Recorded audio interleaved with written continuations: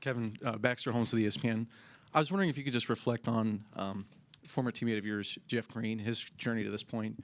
You guys share the unique distinction of being the last two active Sonics, and then also you dedicated, I think, a season to him when he was going through his heart surgery some years ago.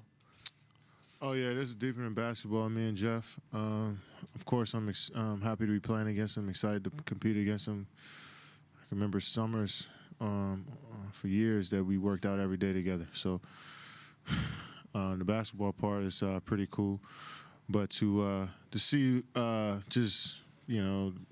just to kind of grow in this league with him a little bit, our first few years, and to now see where he is, family, kids, married, it just shows how much time has passed. So it's deeper than into basketball with us. I'm just enjoying this time we get to play on the court together, and really appreciate the moments we had together as teammates as well.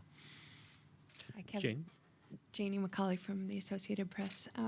Draymond talked the other night just about a few lucky breaks, maybe. I mean, he said that sometimes you're going to get a little luck. Do you agree with that, that sometimes that's going to play into it? And also, you referenced boxing out and some of the things that you think you guys need to do better in Game 2. What are some of those things? Yeah, if we focus in on it and on what we need to do is try to lock in on the details as much as possible, not just with any game, but if you try to lock in on the details as much as possible, that luck factor, good luck, bad luck, you don't have it creep in if you figure out the detailed parts to be good at those parts of the game, and then you don't let the luck creep in. So, we try to do our best to avoid that part, and that's by playing focused and better from the start.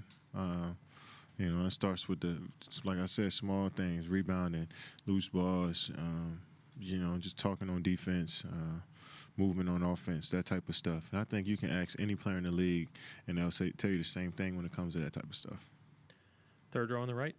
Kevin, to your right, just a little. Phil Barber, Santa Rosa Press, Democrat. After 2 full years here and all you guys have accomplished, are there still some times on the court when you're trying to figure out if it's the time for you to sort of take over or a time to defer and share more with teammates? I think it's definitely gotten better since last season. That's on me to kind of know the flow of the game. And I think I've done a solid job of that throughout this season and throughout the playoffs. And, I had some games where I struggled a bit, and that's just a part of it. But just kind of filling the game out. Each game may be different, and I think that goes into focus. So if I come into the game knowing and being prepared for anything, then I can conquer it. So, but that goes back to just being locked in to start. Kevin, Connor Letourneau, San Francisco Chronicle. Watching the film of Game 1, were you happy with the looks you got? Was it just a matter of shots not going in, or what was it, you think? I didn't take smart shots. I took risky looks. I took some shots that I know I can hit, but I'd rather get better shots than that. But not worried about my makes or misses. It's just more so, am I getting good quality shots? And the rest, after that, it'll figure itself out. So, but, glad I was able to contribute and do other stuff as well when my shot wasn't falling and help us get the W. In the center again. Logan Murdoch, Barry News Group. There's been reports that Clay hurt his ankle, and being around him, and what do you think he'll be able to go tomorrow, and seeing that how bad that injury looked and how he's looking today? I haven't really talked to him about it, seen him today, but just so focused on practice. I'm sure just knowing Clay, he'll be all right. We're going to go last 2 questions over here and in the back. Michael Pina, Vice Sports. Rodney Hood did not impact Game 1, really. But what influence can he have on the rest of the series if he's put back on the rotation? And then just generally, what type of a player is he? Rodney Hood is lefty and can pretty much score the basketball really well. He hasn't played for a while, but somebody that's always simmering on the bench, just waiting for his opportunity. So, if he gets a chance, that he's going to take full advantage of it. So we got to be prepared if he steps on the court.